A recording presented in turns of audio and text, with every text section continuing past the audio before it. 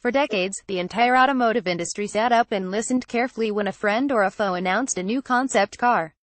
They were wild, stylized machines built with a steady eye on the future. Design studies previewed forward-thinking design trends, upcoming tech, or a high-performance engine developed to leave the competition in the dust. Automakers have recently become lazy in that regard, and these days concept cars are often little more than an upcoming production model decked out with cameras in lieu of door mirrors, big wheels, and shaved door handles. It's unfortunate, but thankfully some brands still know which strings to pull to mesmerize us as we walk the floors of the world's largest auto shows. Read on to learn more about some of the best concept cars of all time. The 1938 Buick YJOB is often credited as being the automotive industry's first ever concept car. That's inaccurate. The honor goes to the Volvo Venus Bilo, which was built in 1933 to test the public's reaction to a more aerodynamic look. Design elements like a full-width body, headlights integrated into the front fenders, and a curved grille helped it stand out from anything else on Swedish roads at the time. The Venus Bilo never reached production, but it influenced the PV36 Carioca launched in 1935. You won't find it in the company's official museum. It has somehow ended up in the hands of a scrapyard owner in Denmark who converted it into a pickup and used it as a work vehicle. Most historians agree it was destroyed before the end of the 1950s. BMW's hometown of Munich, Germany, hosted the 1972 Olympic Games. It was the ideal event to promote the company's burgeoning lineup of sporty, driver-oriented coupes and sedans. The turbo was built specifically to turn heads during the Summer Games. While it looked like a German Ferrari, this sleek-looking BMW coupe shared quite a few components with the company's 2002. It rode on a 2002 chassis modified to use a mid-mounted engine, and it received an evolution of the 2002's four-cylinder.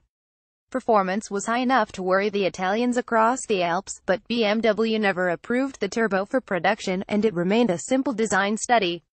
The 1978 M1 put a different, straight-six spin on the idea of a BMW supercar while channeling many of the turbo's design cues. Odds are you've heard the rumors that claim the next-generation Chevrolet Corvette will be mid-engined. They're most likely accurate, but that's a different story for a different time. We're here to talk about how Chevrolet has toyed around with the idea of a mid-engine Corvette several times over the past few decades. The 1973 Corvette 4-rotor was a highly experimental coupe powered by a mid-mounted, double-rotary Wankel engine.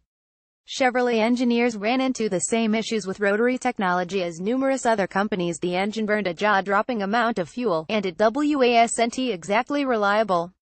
The car was fitted with a V8 engine and renamed Aerovette in 1976, but the idea of a mid-engine Corvette was dropped altogether before the end of the 1980s. Before Volvo embarked on a design renaissance, it was known for building safe, reliable, and solid cars with a design best described as unadventurous. It tried changing that in 1979 when it asked Italian design house Bertone to draw a shapely family car aimed at a larger target audience. The sketches morphed into the Tundra concept, a two-door sedan with a fastback-like rear end. Volvo decided not to move forward with the project, but the Tundra inspired the Citroën BX introduced in 1982. The nameplate lay dormant until Toyota secured it in 1999. The family sedan of the year 2000 came to life through the Subaru F624 Estremo concept. Under the outer space-esque design hid a continuously variable transmission CVT, a four-wheel drive system with front-rear torque split, four-wheel steering, and a rear-view camera. The long, wide engine compartment was home to a twin-turbocharged flat-six engine. The F624 Estremo didn't progress beyond the concept stage, but a lot of its tech features trickled down to the Subaru lineup during the 1990s. The Chrysler Atlantic took the public by surprise when it broke cover in 1995. At the time, Chrysler was churning out LH platform-based sedans with a cab-forward design, so no one saw the enthusiast-baiting Atlantic coming. It took the form of an elegant, retro-inspired coupe that paid tribute to the Bugatti Atlantique.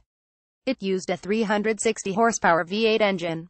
It never made it past the concept stage, but it became Chrysler's halo car for a few years during the 1990s. When the Volkswagen Group purchased Bentley in 1998, executives from both companies made it clear they had big changes in store for the British brand. The Hunnodiers concept illustrated one of the directions the company could take.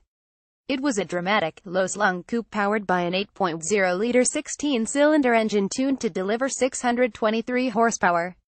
The Honodiers never made the jump from the show floor to the showroom floor because it was deemed too extreme. Its exterior design loosely inspired the first-generation Continental GT, and the idea of a W16-powered supercar returned to the Volkswagen Group when Bugatti introduced the Veyron, one of the fastest cars in the world. Lincoln previewed what could have been a spectacular return to form with the 2002 Continental concept. With long, flat fenders, a tall beltline, and suicide rear doors, it captured the essence of the 1960s Continental and put a modern twist on it. From a design standpoint, it had nothing to envy Germany's usual suspects in the luxury sedan segment. The Continental concept never reached production, and Erm Auctions sold it in 2002. Lincoln introduced another Continental concept in March 2015. This time around, it spawned a production model that resurrected the nameplate after a long hiatus. The Volkswagen GTI has used a front-wheel drive, front-engine layout since its inception. The GTI W12650 concept deviated from that formula by adopting a 650-horsepower W12 engine mounted in the space normally occupied by the rear seats. It was lower, lighter, and much wider than the standard GTI it started life as. Enthusiasts believed it would spawn a production model, likely an expensive, limited edition car, but it remained a one-off. It's often displayed in Volkswagen's Zeithaus Museum. Honda's Urban F is the newest concept on this list. Introduced just a few weeks ago at the Frankfurt Auto Show, it's a compact, city-friendly electric car with a retro-inspired design. Honda promises it will spawn a production model in 2019, though whether it will be sold in North America is up in the air. We hope so. We like the idea of a sporty electric car with sharp looks. Of course, we'd like it just as much if it received a Honda motorcycle engine with an 11,000 revolutions per minute redline.